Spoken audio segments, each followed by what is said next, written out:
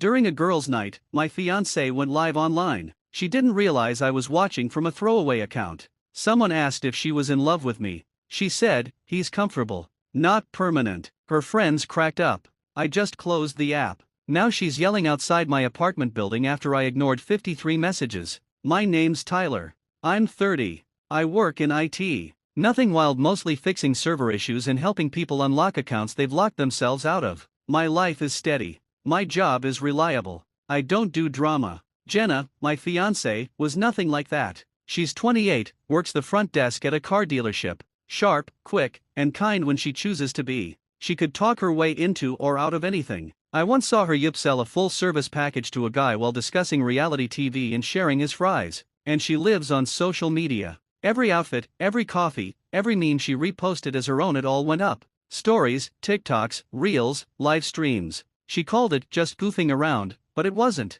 She had a following, not huge, but enough to make her feel like she was building something. At first, I didn't mind. I'm not the kind of guy who asks, "Why do you need to post everything?" It made her happy. She wasn't doing anything wrong, or so I thought. A few weeks back, she said she was having a girls' night. Low-key. Wine, snacks, maybe a rom-com with 2 close friends from work. She texted me around 7 with a "love you, see you tomorrow," and a wine emoji. Fine by me. I stayed in, ordered takeout, watched some mindless movie she would have rolled her eyes at. Then around 10:45, it hit me, she hadn't posted a thing. No photos, no stories, no clips of her friends singing along to some old song. For someone who posts when the sky looks a little interesting, it was strange. I opened Instagram out of habit. That's when I remembered something I hadn't touched in over a year, an old burner account I'd made when I was testing multi-stream setups for a side project. Fake name, no picture, just blank. On a whim, I logged in, scrolled a little, and there it was, Jenna was live. The title said Girls' Night. Very Jenna. I tapped in. Maybe 20 viewers. Her 2 friends were on the couch behind her with wine glasses, music playing low. Jenna was front and center, cross-legged, reading comments and laughing. She looked a little buzzed. Normal enough. Then someone typed, "Are you bringing your man to wedding dress shopping?" Jenna laughed. One of her friends leaned in and said, "Yeah, is Tyler even coming?" That's when it happened. Jenna smirked and said, "He's comfortable, not permanent." Her friends lost it. Someone commented, "LOL savage." Another dropped crying laughing emojis. Jenna just took a sip of wine and smiled at the camera. I didn't comment. I didn't record it. I didn't message her. I just closed the app, put my phone down, and stared at the dark TV. I just watched my fiancée try out for the single life, and the worst part was, she thought no one who mattered was watching. The next morning, she came home like nothing happened. Dropped her bag, kicked off her shoes, joked about their hangovers. I asked how it went. "Chill," she said. "Just needed some girl time." I nodded. Cool.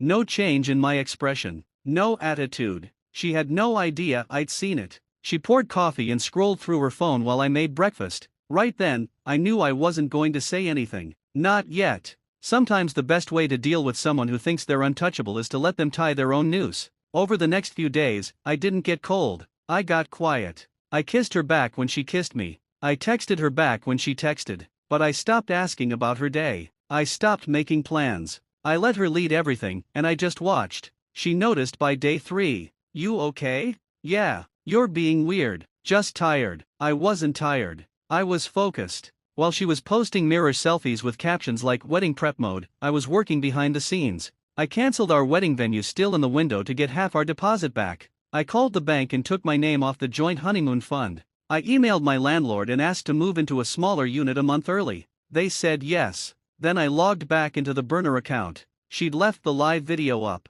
Still public. I took a screenshot her on the couch, glass in hand, the "he's comfortable" comment right there on the screen. I didn't send it to anyone. I just kept it. Then I got a message on the burner from someone I barely knew, a friend of Jenna's. It just said, "Hey, you see that live?" I didn't reply. Yeah, I saw. And I was already halfway out the door. My decision wasn't some dramatic moment. It was like checking out of a hotel. Simple. Done. I waited till Thursday. She worked late, wouldn't be home till after 8. I'd already packed my essentials. The movers came and went in under an hour, just my clothes, my computer, a few personal things. Nothing she'd notice missing right away. I left the ring in a glass on the counter. No note. No text. I didn't even close the bedroom door. I left her Instagram open on the iPad. She'd posted a selfie that day captioned, "Feeling myself," with a poll about nail colors for bridal photos. I muted it before I walked out. When she got home, I imagine it went like this: she walks in, calls my name, sees the empty spaces, sees the ring. Then the calls start. First one came at 8:42 p.m. I was already across town, setting up my Wi-Fi in a quiet apartment that didn't smell like her perfume. Call after call. Confusion, then denial, then guilt, then anger. By midnight, I had 34 missed calls. I didn't answer. She tried FaceTime the next morning. Then she emailed, "Can we please talk?" No, we already talked. I just wasn't in the room when she did. 2 days later, she posted a black and white selfie, hair messy, in a hoodie. Caption: "Some people can't handle a strong woman." Of course. Her followers flooded with heart emojis and "you glow, sis." But buried in the comments were a few like, "This about that live?" That stream was messy. Comfortable, huh? She deleted those, but more popped up. Turns out someone else had recorded it. Not me. Some random viewer posted it and tagged her. No caption, just the clip. I didn't have to say a word. She tried to clean it up with a story about jokes taken out of context. Never said my name, never said I left, but people put it together. A mutual friend texted me, "Dude, I think she's spiraling." That afternoon, she showed up at my new place. I was half asleep on the couch when I heard banging on the door and her yelling my name. I didn't get up. Didn't even turn down the TV. She shouted that she wanted to talk, that she could explain, that this didn't have to be the end. She didn't know I'd already signed a 6-month lease. She didn't know the wedding refund was already back in my account. After 10 minutes, she left. I waited an hour, then sent her one message: "You said I was comfortable. Not permanent." "I heard you." She replied with a wall of text. I never opened it. It's been 3 weeks now. The text stopped after about 10 days. Her Instagram went quiet for a while, then came back with a social media break post about healing and self-love. Sure. A friend told me she lost a few close followers. One of her own friends even told her to take responsibility. That comment disappeared fast. Me? I'm alright. My new place is quiet. My fridge isn't full of photo props. My weekends aren't planned around her content calendar.